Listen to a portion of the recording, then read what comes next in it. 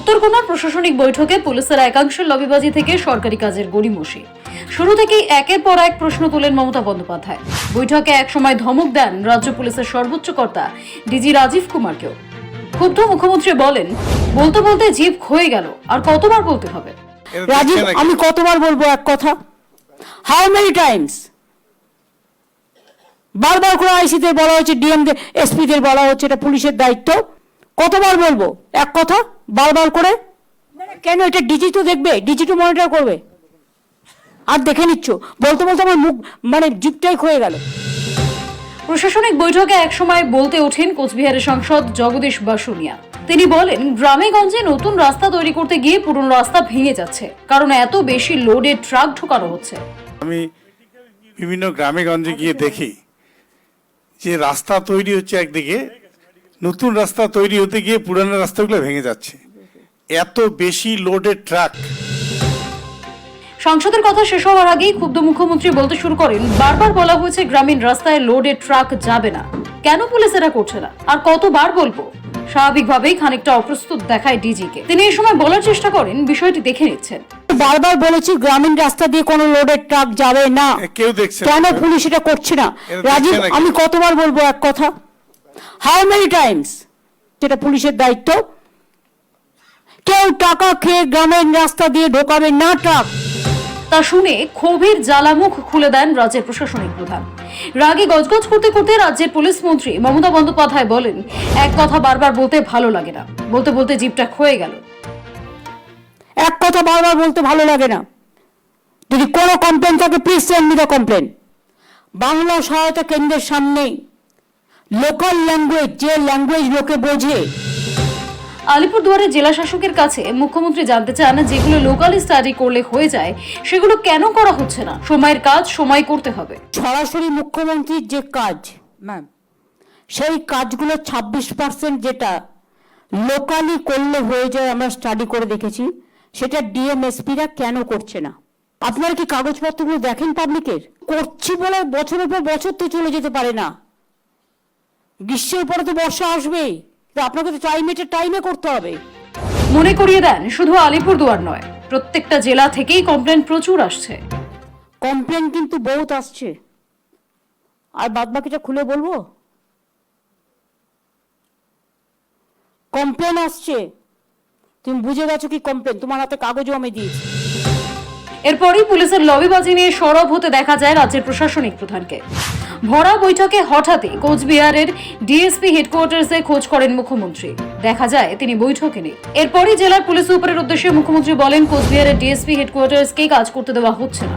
Police কি নিজেদের মধ্যে গ্রুপ করে? গ্রুপ তো পলিটিক্যাল লিডাররা করে। হেডকোয়ার্টারে ডিএসপি বা এসডিপিও কিছু একটা আছে, চন্দন বাবু বলে কেউ আছে? তিনি কি এসছেন মিটিংয়ে?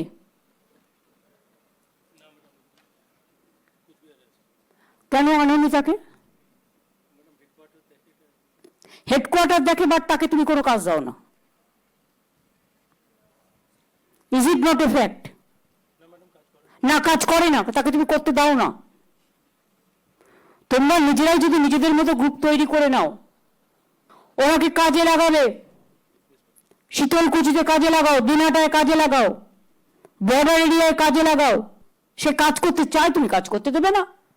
এ আবার কি? পুলিশকে নিজেদের মধ্যে কখনো গ্রুপ করে না, আমরা পলিটিক্যাল লোকেরা গ্রুপ করি বেশি। মালদহের পুলিশ সুপারের উদ্দেশ্যে মুখ্যমন্ত্রী জানতে চান, মালদহে দাঙ্গা কেন হয়, অপারেশন দাঙ্গা কেন হবে? খানিক থেমে বলেন, কোথাও যেন কমিউনাল টেনশন না হয়। আইবিকে আরো অ্যাক্টিভ হতে হবে। ভিলেজ পুলিশ এই কারণেই তৈরি করা হয়েছিল, প্রোঅ্যাক্টিভ হতে হবে। মালদার কমিউনাল রাইটস কেন হয়? কেউ তো করবেই, তার তো এটা কাজ। অপারেশন দাঙ্গা, তা আমরা কেন করবো? উত্তরবঙ্গ জেলার স্বাস্থ্য আধিকারিকদের উদ্দেশ্যে মমতা বন্দ্যোপাধ্যায় মনে করিয়ে দেন, নিয়মিত সারপ্রাইজ ভিজিট করতে হবে। আপনারা কি একটা জিনিস জানেন যে অনেকগুলো ওষুধ ব্যান করা হয়েছে, সেগুলো হসপিটাল ইউজ হচ্ছে বা হচ্ছে না সেটা চেক আপ করছেন? প্লাস আপনাদের কন্ট্রোলে যেগুলো স্টোরে থাকে, এক্সপায়ারি হচ্ছে কি না হচ্ছে সেগুলো দেখছেন? চেক করা হয় এবং আমরা বিএমওইদের একদম কন্টিনিউ এটা বলে থাকি যে ফার্স্ট কাম। না, কিন্তু আপনাদের সারপ্রাইজ ভিজিট করে একটু বিএমওইচ ওখানে দেখতে হবে হসপিটালগুলোতে, প্রাইমারি স্বাস্থ্য কেন্দ্রগুলো। সরকারি কাজের গড়িমসি নিয়েও প্রশ্ন তোলেন রাজ্যের প্রশাসনিক প্রধান। মমতার কথায় টেন্ডার ডাকতে 3 মাস, শর্ট আউট করতে আরো 4 মাস। এই গয়ঙ্গচ্ছ মনোভাব বন্ধ করতে হবে। বহু এলাকায় পাইপ যাওয়ার পরও জল পৌঁছচ্ছে না। মুখ্যমন্ত্রীর সাফ কথা, ফিল্ড ইন্সপেকশন বাড়াতে হবে। শুধু তথ্য নিলে হবে না, কাজটাও ঠিকভাবে করতে হবে। সয়েল টেস্ট না করেই পাইপ ফেলতে শুরু করেন। পাইপ ফেললে পাইপের লোককে জল পৌঁছানোর দায়িত্ব কিন্তু আপনাদের। পাইপ ফেলছে, জল পাচ্ছে না, এটা তোমায় যেখানে পাইপ ফেলবেন দয়া করে সেখানে জল যেন পৌঁছবে। কি করে জল পৌঁছবে? It is your duty, not our duty. Field ইন্সপেকশনের গুরুত্ব বাড়াতে হবে। ইন্সপেকশনে শুধু তথ্য নিলেই হবে না, তথ্যটা ঠিকমতো ইমপ্লিমেন্ট করার কাজটাও কিন্তু করতে হবে। উন্নয়নের নামে পুরসভা বা কর্পোরেশনগুলো একের বেশি ট্যাক্স নিতে পারবে না বলেও জানিয়ে দেন মুখ্যমন্ত্রী। কর্পোরেশনগুলো ইচ্ছেমতো ট্যাক্স বাড়াচ্ছেন, এটা কিন্তু করা যাবে না। একই সঙ্গে দার্জিলিং টি এর নাম ভাঙিয়ে নেপাল ভেজাল চা মেশাচ্ছে বলেও অভিযোগ করেন মমতা বন্দ্যোপাধ্যায়। টি বোর্ডকে বলো, টি বোর্ডে তো বেঙ্গলের একজন ক্যাডার আছে, ওটা শুনবে কিনা আমি জানি না, যাই হোক বলো। এবং দেখো লেবার ডিপার্টমেন্টকেও বলতে হবে যে তোমার ওরা 40% এক্সপোর্ট বিনা পয়সায় করছে আর মিশিয়ে দিচ্ছে, আর আমার এখানে 40% এক্সপোর্ট দিতে হচ্ছে, প্লাস আমার এখানে ঢুকে যাচ্ছে বাজে চা আর গিয়ে দার্জিলিং চায় মিশিয়ে দিচ্ছে, ফলে দার্জিলিং চায় ব্র্যান্ড নষ্ট করে দিচ্ছে। স্ট্রংলি লেখো এটা, এটা মনোজ তোমাকে as a chief secretary strongly লেখো।